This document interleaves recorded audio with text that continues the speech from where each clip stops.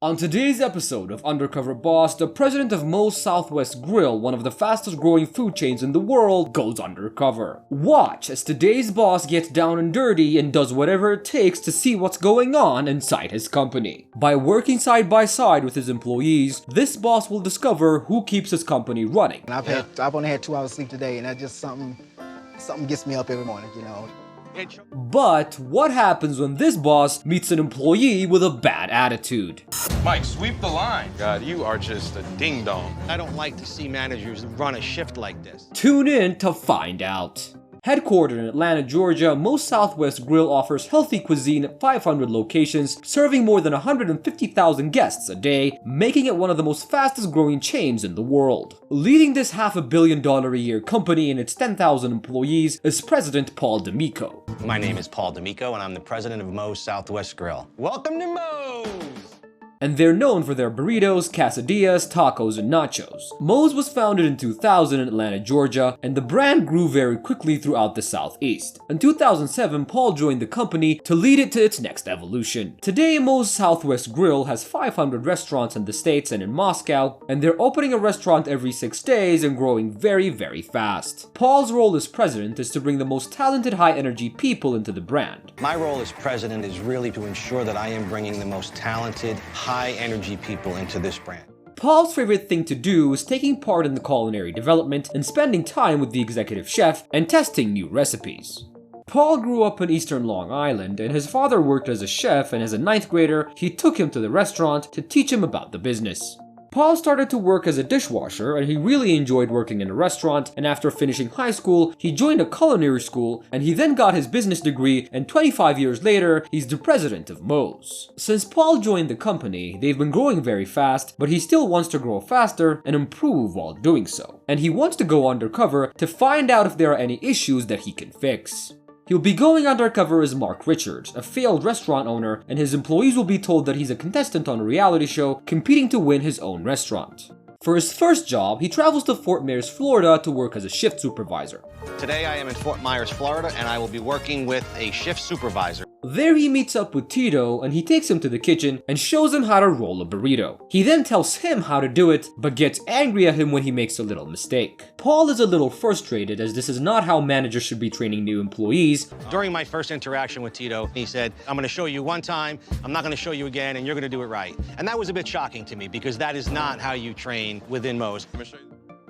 But Tito tells him it's how he did it with all his workers. He then tells him to chop up some meat, and again yells at him and insults him when he messes up just a little. Yell at me or tell me that I've not done something right. Someone's not saying something. I don't like being yelled at. Paul also sees Tito yelling at another worker too, even if they're doing their job well. Oh my God, you are just a ding-dong. And even though nobody says anything, he sees that the mood in the kitchen is quite bad. This really angers Paul, but he tries to maintain his cool not to blow his cover. He later learns that Tito has only been a manager 2 months ago, and that he's only 19. I'm 19. Yeah. This is my second job ever. That's it? Yeah, and it's my first manager experience. And Paul sees Tito might be acting this way because this is his first job, and he really doesn't know how to lead people. The next day, Paul travels to Charleston, South Carolina to work with the manager, and he meets with Angelisa, and she teaches him how to use the cash register. Time that they leave your counter, okay?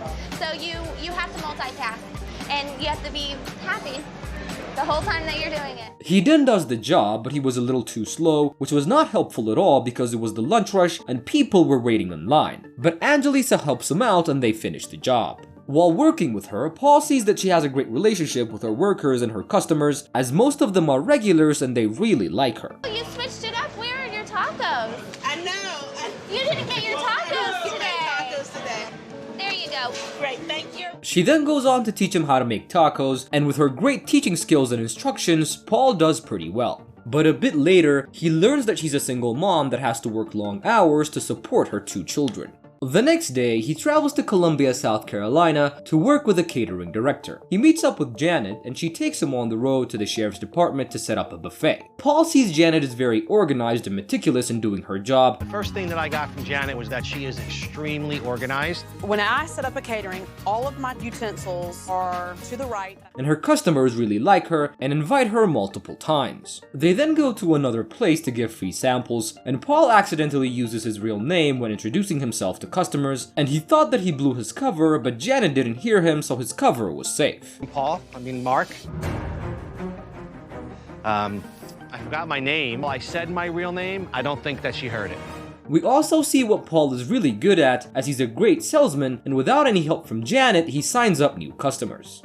For his last job, he travels to Nashville, Tennessee to work as a line worker, and he meets up with Damon, and he teaches him how to prepare food and also how to pack it up. Damon is a great teacher and shows him everything step by step. You just catch him like that. One motion. Yeah. You see my And face? yeah, you see that? That's the one I'm talking about. And Paul follows his lead and does everything well. And later on their break, he learns that Damon is a single dad and that he used to live in a car. But the birth of his daughter gave him the motivation to pick himself up and work hard, and now he's raising his daughter properly.